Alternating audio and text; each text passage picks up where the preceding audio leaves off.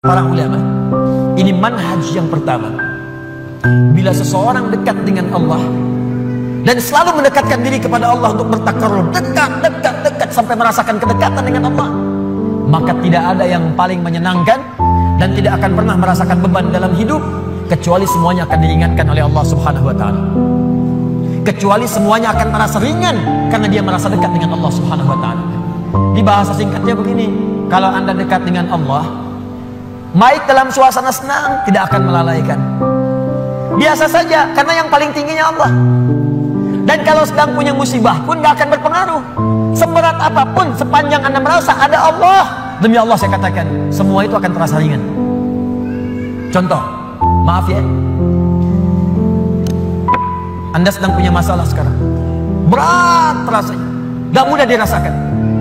Tapi dalam hati Anda ada keyakinan kepada Allah. Tiba-tiba muncul kalimat la yukallifullahu nafsan illa.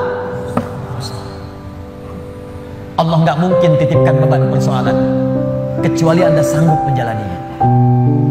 Jadi kalau orang-orang yang dekat dengan Allah, di hatinya ada Allah, dalam pikirannya ada Allah, ingatannya terhadap Allah, jadi yang lain itu terasa kecil.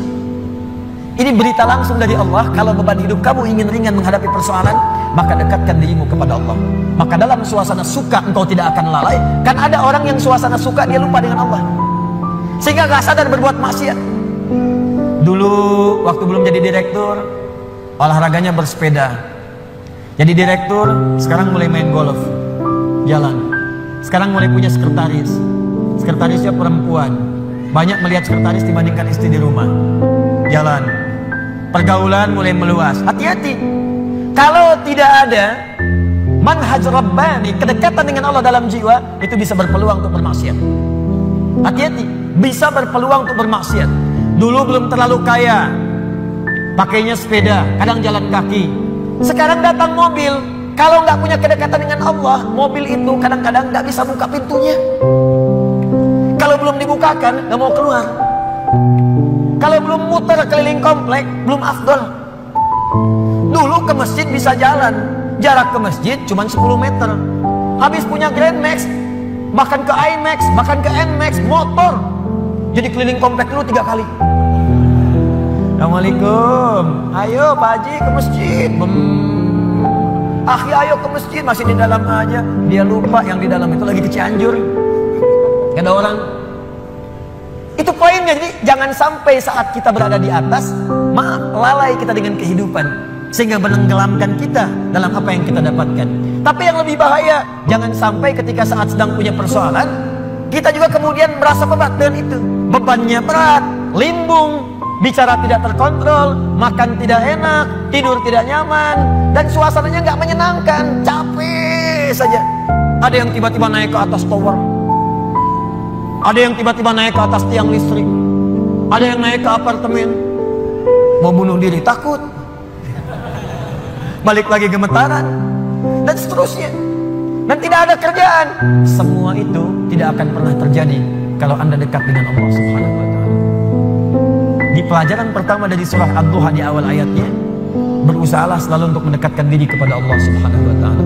Orang yang dekat dengan Allah, orang yang dekat dengan Allah, maka akan dijamin oleh Allah langsung hidupnya, baik dalam keadaan suka ataupun sedang merasakan duka, tidak akan berpengaruh banyak pada dirinya, karena yang paling tinggi dan paling menyenangkan adalah kedekatannya dengan Allah Subhanahu wa taala.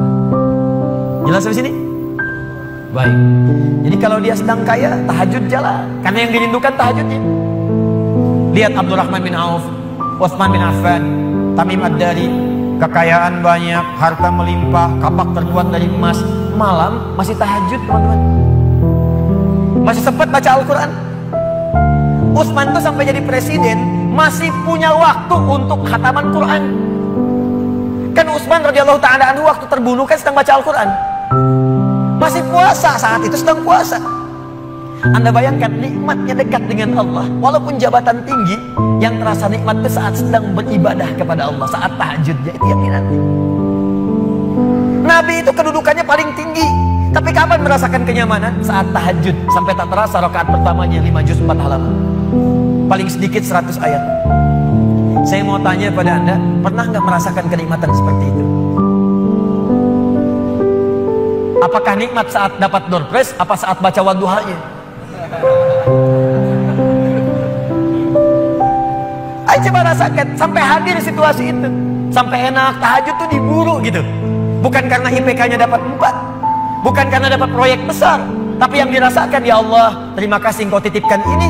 Dan dia kejar siapa yang memberikannya, kejar malamnya, kejar bacaan Qur'annya, kejar puasanya. Itulah yang sesungguhnya hakikat dalam kehidupan kita.